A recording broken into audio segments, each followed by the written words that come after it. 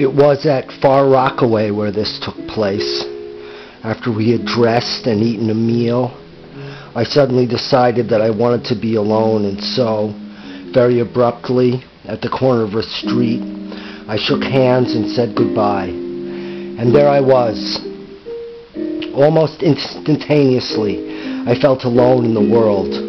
Alone as one feels only in moments of extreme anguish.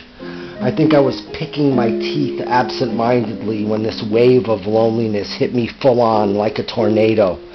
I stood there on the street corner and sort of felt myself all over to see if I had been hit by something. It was inexplicable, and at the same time it was very wonderful, very exhilarating, like a double tonic, I might say. When I say that I was at Far Rockaway, I mean that I was standing at the end of the earth, at a place called Xanthos, if there be such a place. And surely there ought to be a word like this to express no place at all. If Rita had come along then, I don't think I would have recognized her. I had become an absolute stranger standing in the very midst of my own people. They looked crazy to me, my people, with their newly sunburned faces and their flannel trousers and their clockwork stockings. They had been bathing like myself because it was a pleasant, healthy recreation. And now, like myself, they were full of sun and food and a little heavy with fatigue. Up until this loneliness hit me, I too was a bit weary. But suddenly, standing there completely shut off from the world, I woke up with a start. I became so electrified that I didn't dare move for fear I would charge like a bull or start to climb the wall of a building or else dance and scream. Suddenly I realized that all this was because I really was a brother to Dostoevsky. That perhaps I was the only man in all America who knew what he meant in writing those books. Not only that, but I felt all the books I would one day write myself germinating inside me. They were bursting inside like ripe cocoons.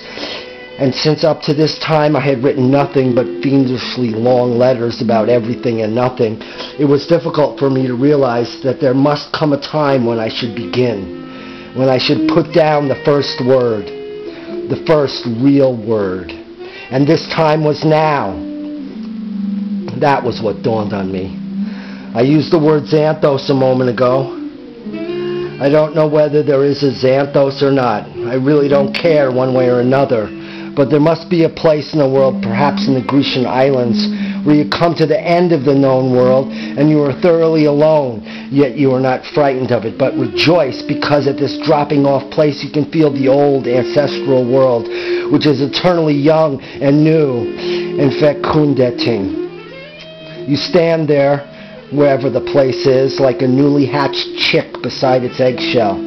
This place is Xanthos, or as it happened in my case, Far Rockaway. There it was.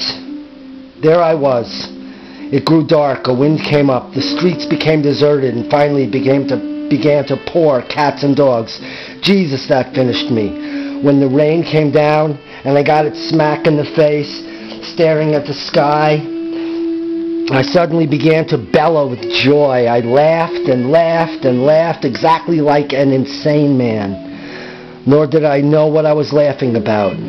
I wasn't thinking of a thing. I was just overwhelmed with joy, just crazy with delight in finding myself absolutely alone. If then and there a nice juicy quim had been handed me on a platter, if all the quims in the world had been offered me for to make my choice, I wouldn't have batted an eyelash. I had what no quim could give me. And just about at that point, thoroughly drenched but still exultant, I thought of the most irrelevant thing in the world. Car fare. Jesus, the bastard Maxie had walked off without leaving me a so. There I was with my fine budding antique world and not a penny in my jeans. Herr Dostoevsky Jr., and now to begin to walk here and there, peering into friendly and unfriendly faces to see if he could pry loose a dime. He walked from one end of Far Rockaway to the other, but nobody seemed to give a fuck about handing out car fare in the rain. Walking about in that heavy animal stupor which comes with begging, I got to thinking of Maxie, the window trimmer, and how the first time I spied him, he was standing in the show window, dressing a mannequin. And from that, in a few minutes, to Dostoevsky. Then the world stopped dead, and then, like a great rose bush opening in the night, his sister Rita's warm, velvety flesh. Now this is what is rather strange. A few minutes after I thought of Rita, her private and extraordinary quim, I was in the train bound for New York and dozing off with a marvelous languid erection. And stranger still, when I got out of the train, whom should I bump into rounding a corner but Rita herself? And as though she had been informed telepathically of what was going on in my brain, Rita too was hot under the whiskers. Soon we were sitting in a cheap chop suey joint, seated side by side in a little booth, behaving exactly like a pair of rabbits in rut. On the dance floor we hardly moved. We were wedged in tightly, and we stayed that way, letting them jog and jostle us as they might. I could have taken her home to my place, as I was alone at the time, but no, I had a notion to bring her back to her own home, stand her up in the vestibule,